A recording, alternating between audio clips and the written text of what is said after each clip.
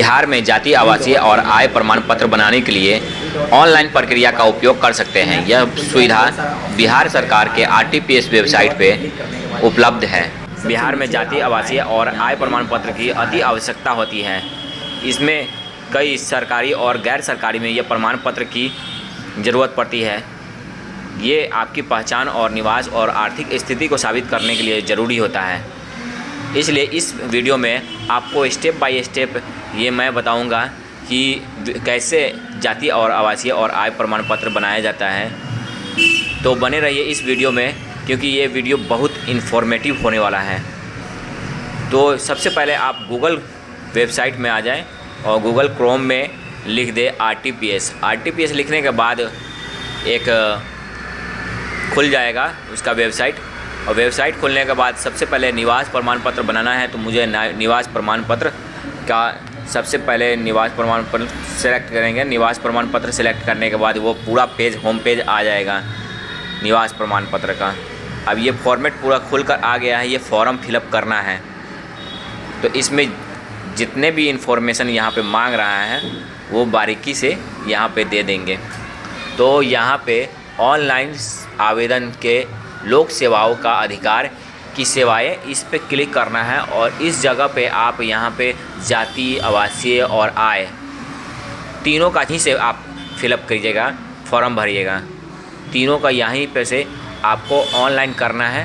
तो ब्लॉक स्तर से, एक अनुमंडल स्तर से, एक जिला स्तर से होता है।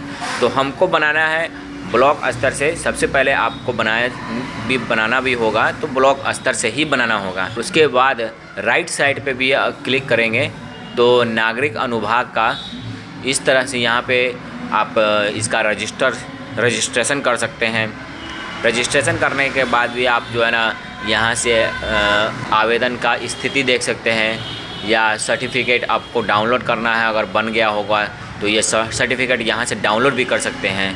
तो सबसे पहले निवास प्रमाण पत्र ऑनलाइन अप्लाई करेंगे, तो उसका फॉर्म खुल गया है। अब सबसे पहले यहाँ पे जेंडर पूछ रहा है, तो जेंडर है ना, पुरुष हो या स्त्री हो, तो ये भी जो भी है ना होगा उसका है ना यहाँ पे डालने। उसके बाद यहाँ पे नेम ऑफ कैंडिडेट, एप्लीकेंट का नाम पूछ रहा है, तो एप्लीकेंट का नाम इसमें डाल देंगे, फिट कर देंगे।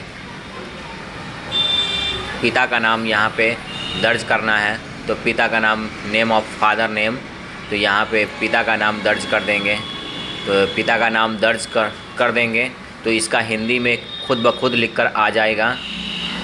मदर का नाम लिखना है, तो नेम ऑफ मदर, तो मदर का भी नाम यहाँ पे लिख देंगे।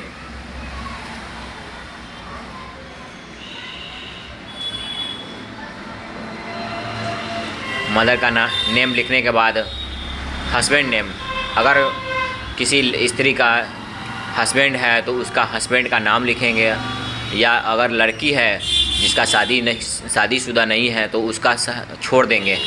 तो ये ऑप्शनल है, आप छोड़ भी सकते हैं। उसके बाद आवेदक के मोबाइल नंबर लिखेंगे, आवेदक का मोबाइल नंबर लिख देंगे। उसके बाद कौन सा राज्य है, तो बिहार तो डिफ़ॉल्ट है ना, लिखा आता ही है। उसके बाद जिला चूज करेंगे, जिला चुनने के बाद एक अनुमंडल चूज करेंगे। उसके बाद ब्लॉक चूज करेंगे। उसके बाद नगर निकाय, उसका जो भी पंचायत है वो पंचायत का नाम लिख देंगे। और उसके बाद पंचायत के नाम लिखने के बाद मिला लेंगे कि कोई अगर गड़बड़ी तो नहीं है। अगर किसी नाम लिखने में अगर हिंदी में अगर गलती हो चुका है तो गलती को उसको मैं टाइप करके तो हिंदी में टाइप करके उसको सुधार कर सकते हैं। तो यहाँ जैसे कि अगर मुझे गूगल इनपुट का यूज़ करूँगा, अगर किसी नाम में स्पेलिंग में या किसी नाम में हिंदी में अगर लिखकर गलती हो गया है तो यहाँ गूगल इनपुट से आप है ना जो भी उसका नाम सही नाम लिखेंगे, और सही नाम लिखने के बाद उसका यहाँ से कॉपी कर देंगे, और कॉपी करने के बाद वहाँ पे कर देंगे, पेस्ट कर देंगे। तो ये हमारा सही नाम है ना वहाँ पे सेलेक्ट हो जाएगा। इंग्लिश में नाम लिखने के बाद अक्सर ये होता है, देखा जाता है कि स्पेलिंग में या हिंदी में टाइप करते वक्त वो नाम में गलती हो ही जाता है। तो बहुत लोग ऐसा नहीं करता है, जिसकी वजह से जो है ना फॉर्म रिजेक्ट हो जाता है।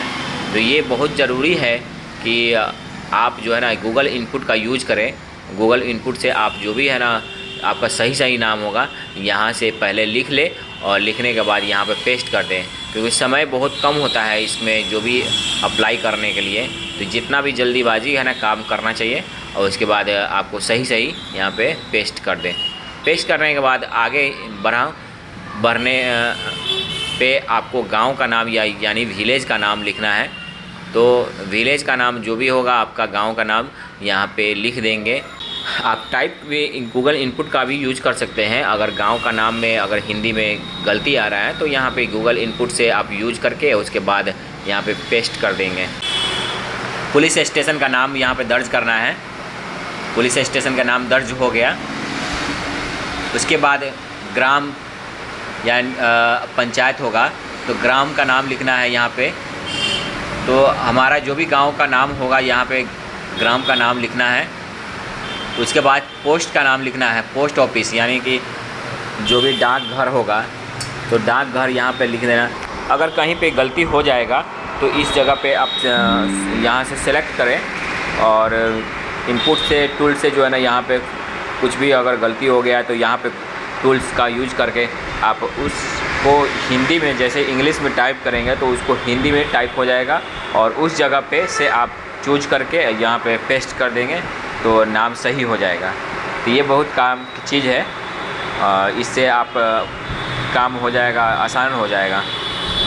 तो चलिए ठीक है, इसके आगे है ना बढ़ते हैं। तो इसके बाद जो है ना हमारा वार्ड नंबर होता है तो वार्ड नंबर भी अपने डाल देंगे और उसके बाद जो है ना पिन कोड होता है, पिन कोड यहाँ पे डाल देंगे। और फ़ोटो जो है यहाँ पे सेल्फ अटेस्टेड फ़ोटो यहाँ पे डालने के लिए बोल रहा है तो अपना फ़ोटो इसमें चूज करके और सिलेक्ट करके डाल लेंगे। उसके बाद निवास का स्थान यानी अस्थाई है या अस्थाई है तो यहाँ पे अस्थाई रखेंगे कि हमारा निवास अस्थाई है। आवेदक का उद्देश्य क्या है यानी कि किस काम के पर्पज़ के लिए आप बना रहे हैं तो यहाँ पे पर्पज़ लिख देंगे। उसके बाद कैप्चा डालेंगे। कैप्चा डालने के बाद नेक्स्ट पे क्लिक करेंगे। नेक्स्ट पे क्लिक करने के बाद ये सारा चीज़ अप्लाई किया और भरा हुआ चीज़ आ जाएगा। तो इसको एक बार अच्छे से देख लेना है और आगे बढ़ना है। यहाँ पे अपलोड करने के ऑप्शन मांग रहा है तो अपलोड करना है आधार कार्ड। आधार कार्ड करने के बाद यहाँ पे सबमिट पे क्लिक कर देना है। सबमिट पे क्लिक करने के बाद ये बनकर अप्लाई हो गया है। उसके बाद यहाँ से डाउनलोड वाला बटन है, यहाँ से डाउनलोड कर लें और करने के बाद इसको पूरी तरह से देख भी सकते हैं। अगला हम जाति प्रमाण पत्र को कैसे बनाया जाता है इसके लिए मैं अप्लाई करूँगा। तो यहाँ पे जाति प्रमाण पत्र के लिए वो वेबसाइट को खोल लिया हो और सेम टू सेम जिस तरह से प्रोसेस निवास प्रमाण पत्र का हुआ है सेम टू सेम इसका भी है ना वही फॉर्मेट से बनेगा। तो निवास प्रमाण पत्र के लिए सबसे पहले कैंडिडेट का नाम है तो कैंडिडेट का नाम लिख देना है। उसके बाद उसके पिता का नाम लिखना है तो नेम ऑफ फादर का नाम दर्ज कर देना है। फिर मदर का नाम यहाँ पे दर्ज करने के बोला जा रहा है तो माँ का नाम भी दर्ज कर देना है। माँ के नाम दर्ज हो जाएगा। उसके बाद आप नेम ऑफ हस्बैंड या उसके पिता अगर लड़की के केस में हो शादीशुदा तो उसके लिए उसका हस्बैंड का नाम दर्ज करना होगा। अगर नहीं है तो इसको छोड़ देंगे। फिर उसके बाद मोबाइल नंबर टाइप करना है। उसके बाद जीमेल नंबर टाइप करना है। जीमेल नंबर टाइप करना ज़रूरी है कि इससे ये होगा कि अगर जाति प्रमाण पत्र बन गया तो आपका जीमेल पे एड्रेस पे चला जाता है। उसके बाद अस्थाई पता यानी कि बिहार है तो बिहार दर्ज कर देंगे। ज़िला है तो ज़िला का दर्ज कर दें। अनुमंडल का टाइप कर देना है। उसके बाद प्रखंड जो है प्रखंड टाइप कर देना है। उसके बाद आपका पंचायत है तो जो भी पंचायत होगा वो पंचायत इसमें डाल देना है। उसके बाद गांव का नाम दर्ज करना है तो गांव के जो भी नाम दर्ज होगा तो गांव का नाम टाइप कर दिए हैं और यहाँ से उठाकर पहले से बनाए हुए हैं तो यहाँ पे दर्ज कर देना है पोस्ट ऑफिस। और पोस्ट ऑफिस होने के बाद यहाँ पे आपका जो भी थाना होगा थाना का नाम लिखना है, सेलेक्ट करना है, पिन नंबर डालना है। पिन नंबर डाल देने के बाद यहाँ से आगे ये काम करेंगे। अगर कहीं पे गलती हो गया है तो इसको मिस स्टेट को इसको सही कर देना है। उसके बाद स्थानीय निकाय का पता यहाँ पे लिखकर आ रहा है तो यहाँ पे स्थानीय निकाय जो भी होगा उसका नाम लिख देना है। उसके बाद आप जो भी फ़ोटो आपका होगा तो आपका सेल्फ अटेस्टेड फ़ोटो डाल देंगे, पिन नंबर डाल देंगे। उसके बाद जो भी उद्देश्य होगा आपका किस पेशा है आपको पर्पज़ क्या है, तो वो पर्पज़ लिख देना है। सबमिट पे क्लिक कर देंगे कि ये हमारा जाति प्रमाण पत्र बन गया है। अब तीसरा नंबर का है आय प्रमाण पत्र कैसे बनाया जाता है, तो इसका भी सेम प्रोसेस है। इसके लिए भी है ना, सबसे पहले जेंडर चूज करना है और उसके बाद नेम ऑफ अप्लीकेंट, तो अप्लीकेंट का नाम लिखना है। अप्लीकेंट के नाम लिख लें, उसके बाद उसके पिता का नाम दर्ज करना है। नेम ऑफ फादर, फादर पिता का नाम दर्ज कर दे। फिर उसके बाद name of mother, name of mother का भी नाम दर्ज करना है। तो नेम ऑफ मदर का नाम दर्ज करेंगे तो उसका हिंदी खुद ब खुद लिख कर आ जाएगा यहाँ पे। उसके बाद नेम ऑफ हस्बैंड लिख सकते हैं या छोड़ भी सकते हैं। उसके बाद आवेदक का मोबाइल नंबर लिखना है। आवेदक का मोबाइल नंबर लिख दे, उसका ईमेल आईडी लिख दे, ईमेल आईडी भी लिख दे, क्योंकि ईमेल आईडी पे आपका जो भी बनकर आएगा तो ईमेल आईडी पे ही आएगा। पता एड्रेस है ना लिखना है, तो एड्रेस पे आपका जो भी एड्रेस होगा वो अपने हिसाब से लिख देंगे। अगर कहीं पे अगर नाम में मिसमैच हो गया या कोई गलती हो गया है तो यहाँ से इनपुट टूल से यहाँ पे डाल देंगे। उसके बाद आपको आवेदक का मोबाइल, आवेदक का एड्रेस लिखना है। तो स्थानीय पता हो गया, बिहार हो गया, ज़िला आपका डाल देंगे। उसके बाद अनुमंडल डाल देंगे, ब्लॉक डाल देंगे और स्थानीय निवास निकाय का पता लिखना है। तो यह ग्राम पंचायत है या जो भी है, ग्राम पंचायत हो गया या ज़िला अनुमंडल हो गया, जो भी है ना होगा वो लिख देंगे इसमें। उसके बाद ग्राम पंचायत क्या है, तब ग्राम पंचायत इसमें सेलेक्ट करेंगे। उसके बाद विलेज, विलेज भी पता डाल देंगे।